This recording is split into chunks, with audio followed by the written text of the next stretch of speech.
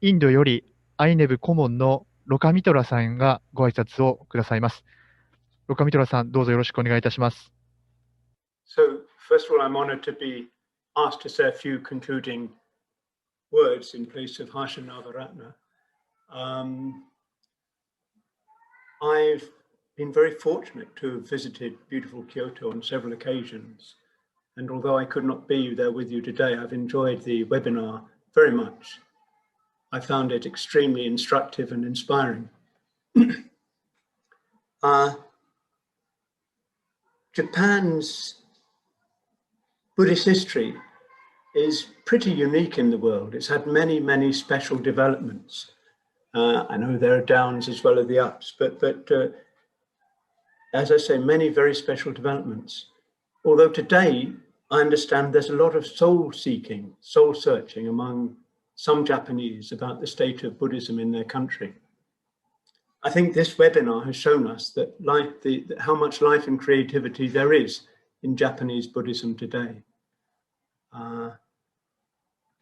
Most presentations dealt with the question of inequality in one manifestation or another.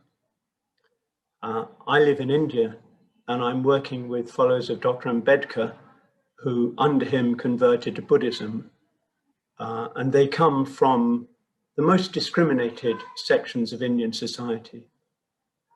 One of Dr. Ambedkar's conclusions was that the essence of Buddhism is equality. So I think that's very, very important for the world today. You know, I grew up in the 50s and 60s of the last century. And at that time, we were very optimistic. We thought that the world was becoming a better place, that inequality especially was on its way out. But if we hadn't realized before, the COVID pandemic has shown us that that is far from the case. And there are many warnings that in the post-COVID world, the inequality gap could well be greatly widened. There are so many areas under threat, the questions of environment, economy, gender, social stratification. And on the one hand, while developments in technology are helping enormously, on the other hand, these very developments are potentially a major cause of widening the inequality gap, and especially developments in artificial intelligence and algorithms. And because of these changes in the world are happening so fast, it's almost impossible for most of us to envisage the world in 30, 40 years. When we think that it was only 25 years ago, there was no Facebook, no Google, no Twitter, and so on, and no Amazon, no Spotify, and I don't know what the equivalents are in Japan. So much has happened and the world is just going increasingly fast. And we don't know which way civilization will go, whether it will go for the better or for the worse.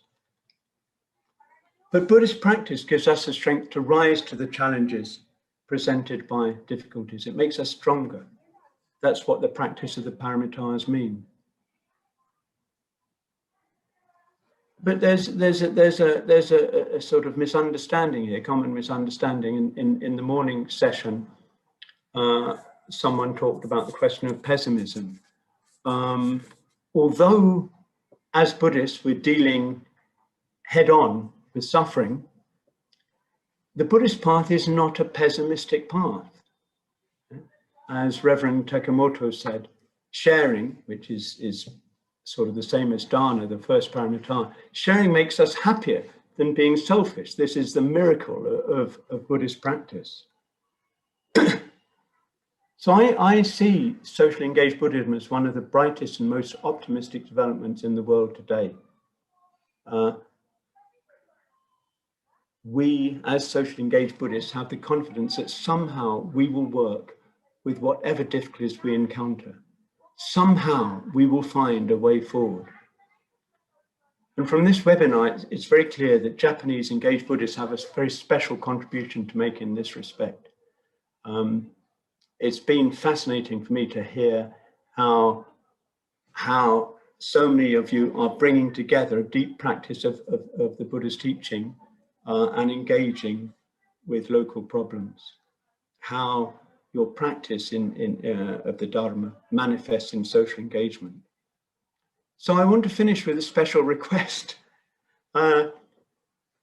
Japan has shared a great deal with the rest of the world. It's shared Zen Buddhism, it's shared its incredible aesthetics, and it's shared technology.